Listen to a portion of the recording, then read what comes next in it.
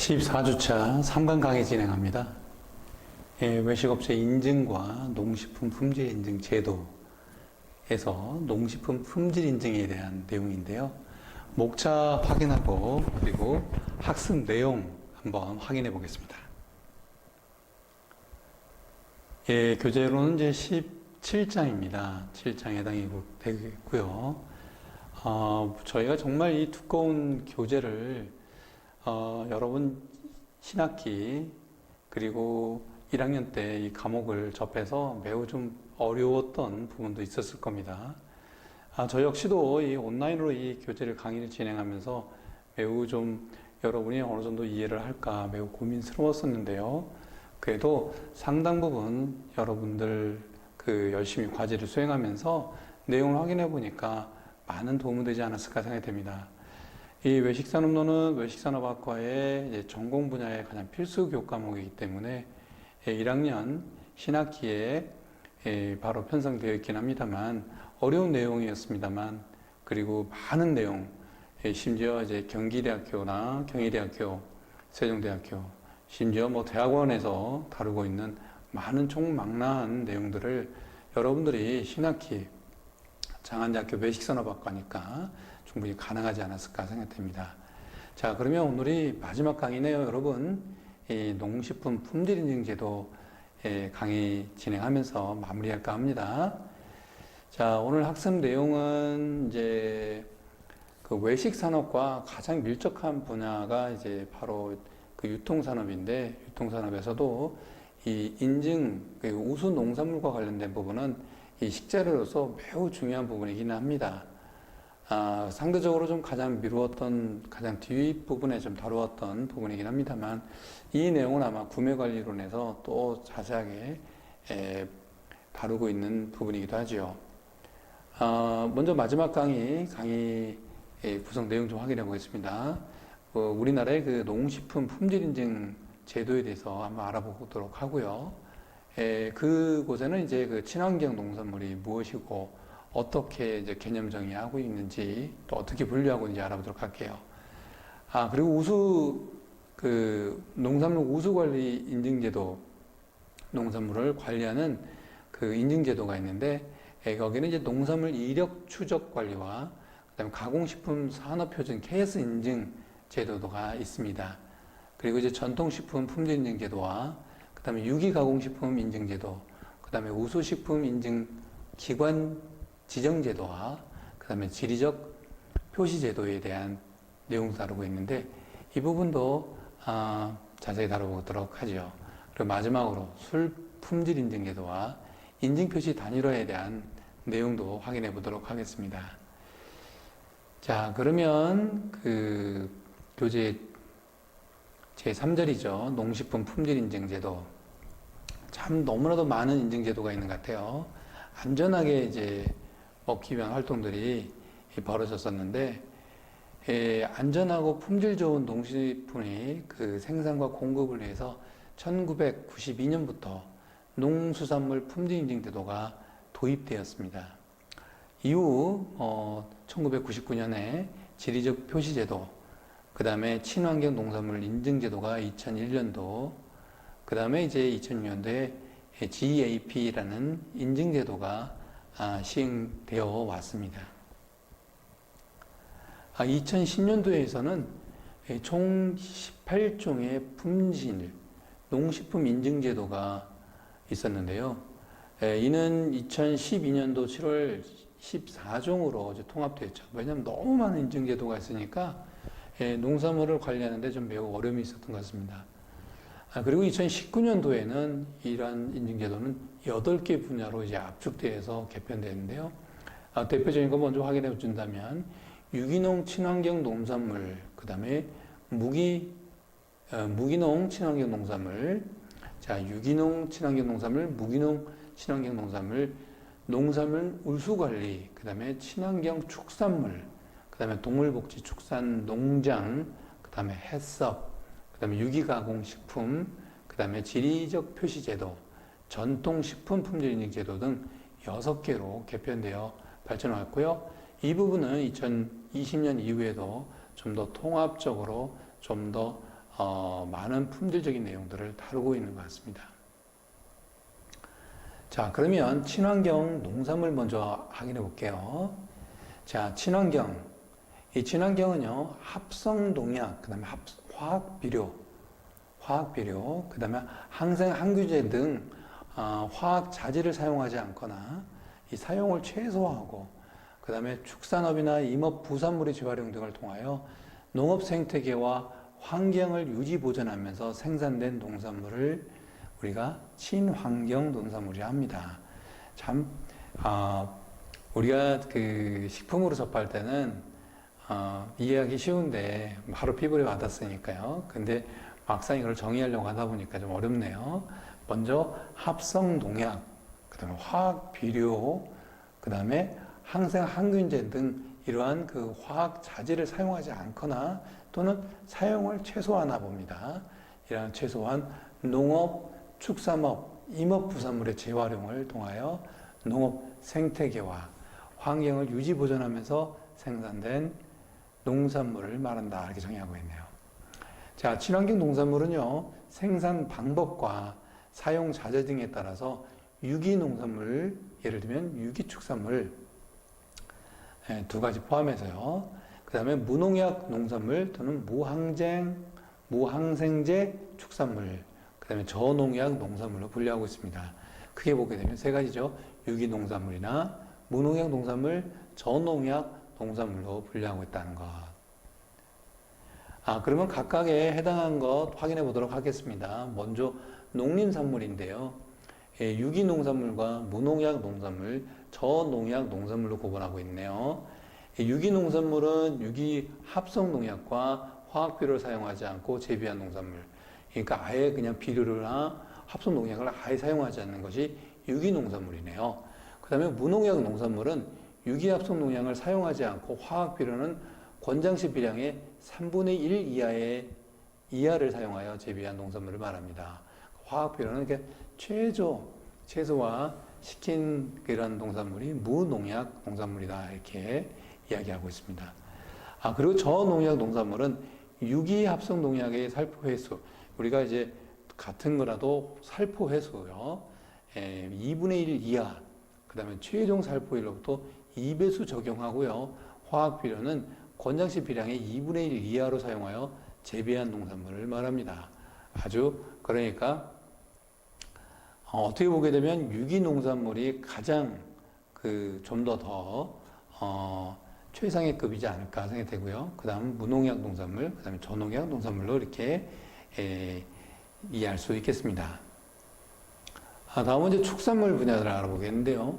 이 축산물은 이제 유기 축산물과 무항생제 축산물로 구분되는데, 유기 축산물은 항생제, 합성 항균제, 그 다음에 호르몬제가 포함되지 않은 유기사료를 급여하여 사육한 축산물을 유기 축산물이라고 하고 있고, 무항생제 축산물은 항생제, 합성 항균제, 호르몬제가 포함되지 않는 무항생제 사료를 급여하여 사육한 축산물을 말합니다. 그러니까 유기 축산물은 포함된 유기 사료를 급여한 거고, 그 다음에 무항생제 축산물은 무항생제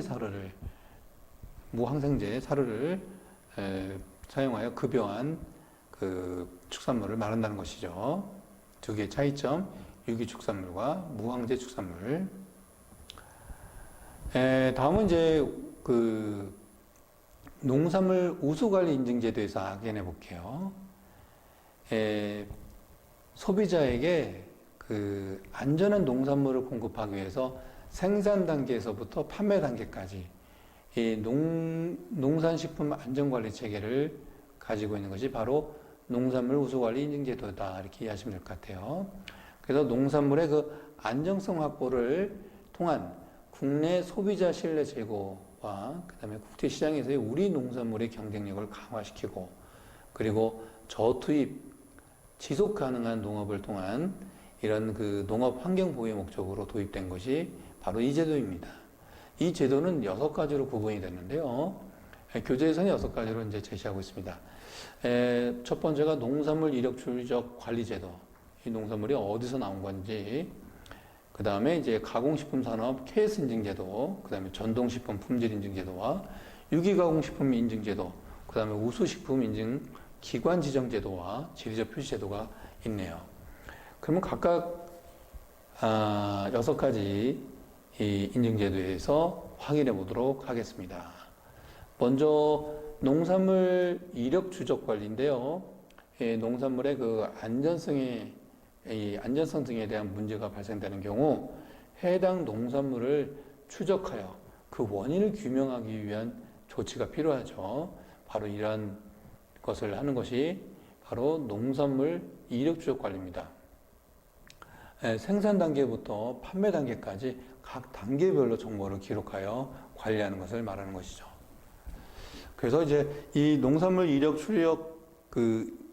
추적 관리를 함으로써 이 품질을 갖다가 체계화시킬 수 있죠. 왜냐하면 이제 책임 소재를 누구에게 어디서 문제가 있는지를 확실하게 밝힐 수 있기 때문에 바로 이런 이적 추적 관리가 그 인증제도에서 아주 큰 역할을 했다라고 생각이 됩니다. 다음은 이제 그 KS 인증제도인데요. 이 KS 인증제도는 가공식품 산업에 대한 표준입니다. 가공식품이라는 건 이제 기존에 있었던 원재료를 이제 우리가 먹기 편한 상품화 시켜서 만든 것을 이제 가공식품이라 하고 있는데, 가공식품 표준화에 대한 KS 이것은요 합리적인 식품 및 그다음에 관련 서비스 표준화를 제정하고 또 보급함으로써 가공식품의 품질 고도화와 그다음에 관련 서비스의 향상, 그다음에 생산 기술의 혁신을 기하여 거래의 단순화, 공정화, 그리고 소비 합리화를 통하여 식품 산업에 대한 경쟁력을 향상시키고 국민 경제 발전에 이바지하고자 하는 제도입니다. 이제 가공식품도 어떻게 돼요? 이제 품질 고도화도 시키고요. 그 다음에 이제 단순화, 공정화를 통해서 소비 합리화를 하기 위해서 이 제도가 도입됐다 정도로 이해하시면 되겠어요. 그래서 보게 되면 여기 K마크가 이제 대표적인 이제 인증제도 마크이죠. 다음은 이제 전통식품 품질 인증제도인데요. 말 그대로 이제 전통식품이죠.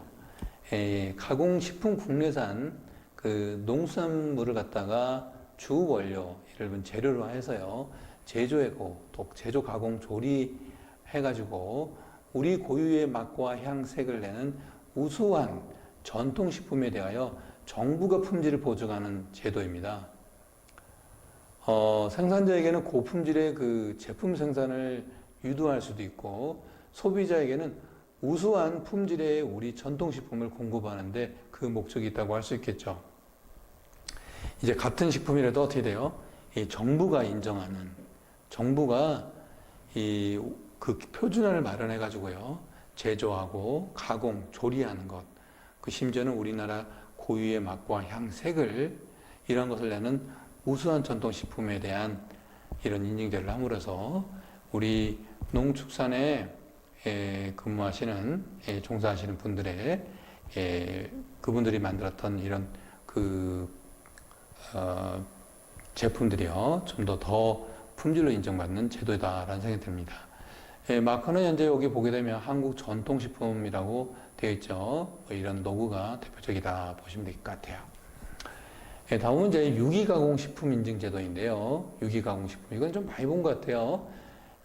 이 제도는요 유기 그 표시의 신뢰도를 높임으로써 소비자를 보호하고, 그다음에 선의 사업자로 하여금 고품질의 그 유기식품을 공급할 수 있도록 장려하는 데 그 목적이 있다고 합니다.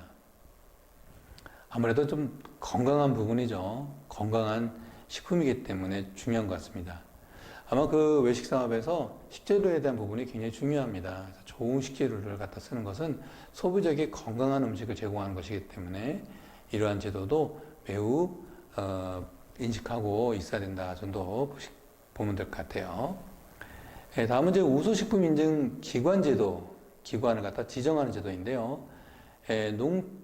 농수산식품 장관, 농림축산식품부 장관인데요. 지금은요, 이것은 농림축산식품부 장관은요, 농림부 장관이라고 합니다.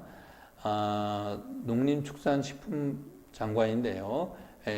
이 장관은 그 식품산업진흥법 제20조 1항에 따라서 식품의 산업표준인증 그리고 법 제22조 1항에 따른 전통식품 품질 인증과 법 제23조 1항에 따른 유기가공식품의 인증 그리고 정기검사 등의 업무를 효율적으로 수행하기 위해서 우수식품인증기관을 지정하여 운영하고 있습니다.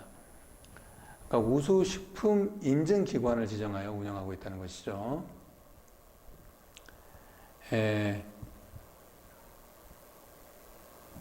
이 제도는요, 그러니까 유기가공식품의 인증, 그러니까 우수식품 인증이라 것과 그 다음에 정기검사 이 업무를 효율적으로 수행하기 위한 그런 그 기관을 갖다 지정하는 겁니다. 식품을 지정하는 것이 아니라 기관을 지정하는 것이다 라는 것입니다. 그게 이제 그 농산물 우수관리 인증제도의 하나의 부분이다 정도로 보시면 되겠어요. 자, 그 다음에 이제 그 마지막 지리적 표시제도인데요. 이 지리적, 그 우수한 지리적 특성을 가진 농산물과 그 다음에 가공품의 그 지리적 표시를 등록을 하고요. 그 다음에 보호함으로써 지리적 특산품의 품질 향상을 시키고, 그 다음에 지역 특화 산업으로서 육성을 도모할 수도 있고요. 그 다음에 지리적 특산품 생산자를 보호하여 우리 농산물과 가공품의 경쟁력도 강화시키고, 그리고 소비자에게 충분한 제품 구매 정보를 제공함으로써 소비자의 알 권리 충족을 목적으로 도입된 제도입니다. 그래서 우리가 이제 같은 이제 그 돼지고기라도 하더라도 예를 들면 하이 포크냐, 도드람 포크냐, 그 다음에 또 뭐 그 지리산 지역을 또 이렇게 지정하는 경우가 있죠. 제주도도 마찬가지고요. 이렇게 이러한 부분들이 바로 지리적 표시 제도이다라고 보시면 되겠어요. 지리적 제도 표시. 이 제도는 2012년 8월부터 2002년 1월 25일로 등록된 보성 녹차가 1호라고 합니다. 보성 녹차에서부터 2012년 7월 30일로 등록된 제85호 검문도 쑥까지 85개 품목이 2012년도에 지정됐다고 하네요. 이 부분은 뭐 교재 내용은 그 2010년도부터 그 통계 자료를 갖다가 정립이 됐기 때문에 그 이제 자료가 최신 자료하고 조금 다소 차이는 있기는 하겠습니다만 2012년도에 85개 품목이 지리적 표시로 인정받아서 왔다 정도 이해하시면 될 것 같아요. 예, 다음은 이제 지금까지 이제 우수 농산물 인증 제도와 관련된 내용 6가지를 말씀드렸고요.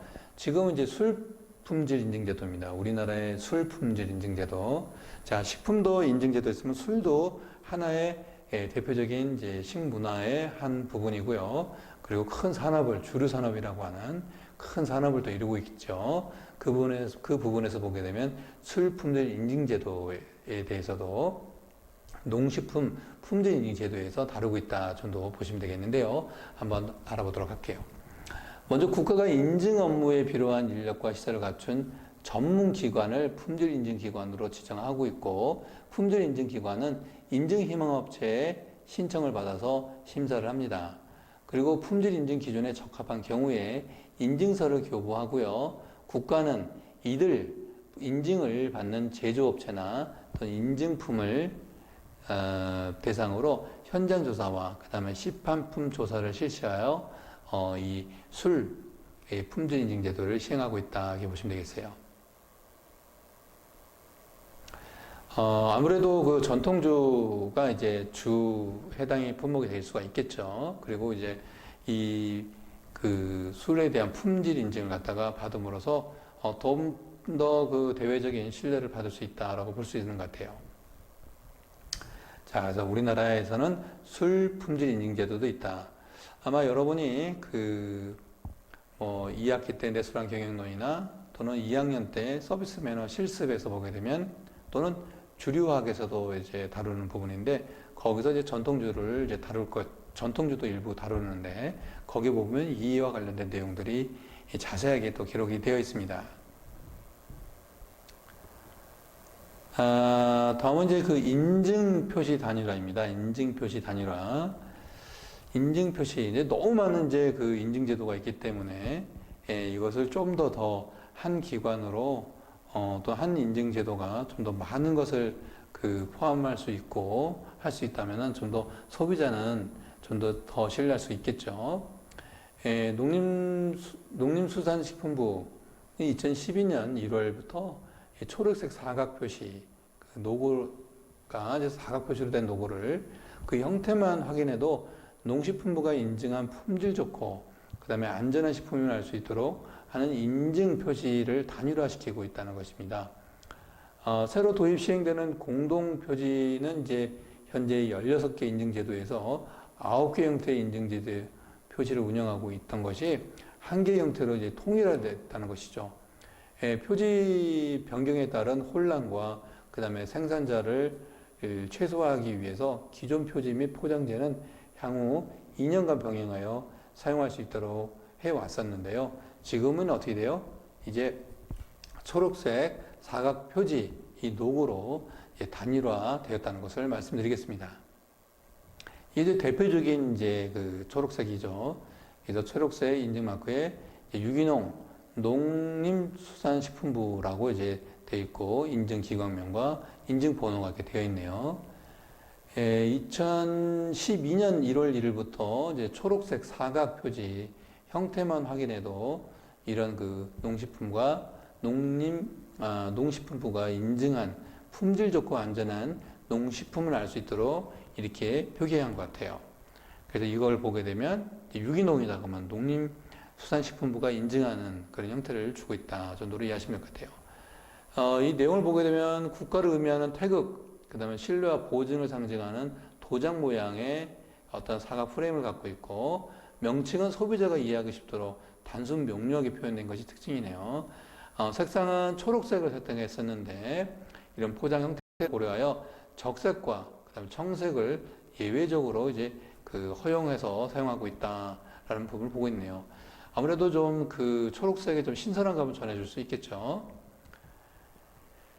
법률 인증제 수준을 보게 되면 식품산업진흥법에서 현재 여기 세 가지 다루고 있네요. 유기가공식품인증제와 식품명인 지정제, 그 다음에 전통식품 품질 인증제는 식품산업진흥법, 그 다음에 농산물 품질관리법에는 농산물 우수관리 인증제와 농식품 지리적 표시제, 그 다음에 수산물관리법에는 그 다음에 수산특산물 품질 인증제와 수산 전통식품 품질 인증제, 그 다음에 수산 전통식품 명인 지정제와 수산물 유해 요소 중점관리 기준제 해썹, 그 다음에 수산식품 지리적 표시제, 그 다음에 친환경 수산물 인증제가 되어 있네요.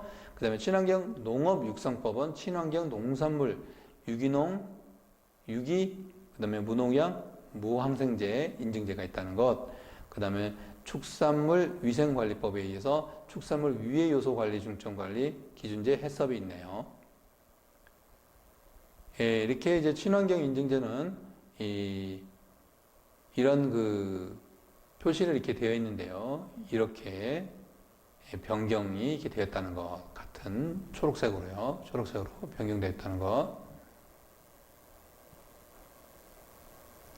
그 다음에 이제 안전 허용하는 것도 표시제가 이렇게 농산물 우수관리 인증에서 그 GAP라고 하는 GAP라는 제도가 있네요. GAP.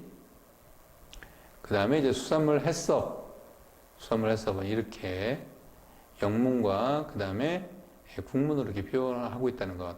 해썹은 이제 위해 요소 관리 우수 제도 이렇게 표시하고 있다는 것. 수산물과 축산물 각각 이렇게 표기하고 있다는 것. 그 다음에 품질 특성 인증에서 보게 되면 수산물 지리적 표시와 농산물 지리적 표시, 그 다음에 수산 전통식품 품질 인증, 그 다음에 전통식품, 그 다음에 품질 인증, 그 다음에 축산물 및 수산물 특산물 품질 인증, 그 다음에 식품 명인 지정, 그 다음에 수산 전통식품 품질 인증이 이렇게 되어 있다는 것을 말씀드리겠습니다. 이렇게 이제 지리적 표시, 전통식품, 품질 인증, 그 다음에 식품 명인 이렇게 표기되어 있다는 것 확인할 수 있겠네요. 네, 지금까지 학습 내용 정리하겠습니다. 2010년도부터 총 18개의 농식품 인증 제도가 2012년 7월 14종으로 통합되었고 2019년도에는 8개로 이제 개편되어 왔다는 것. 그리고 이제 친환경 농산물은 합성 농약이나 합성 비료 그리고 항생, 항균제 등 화학 자재를 사용하지 않거나 이러한 것을 사용을 최소화하고요.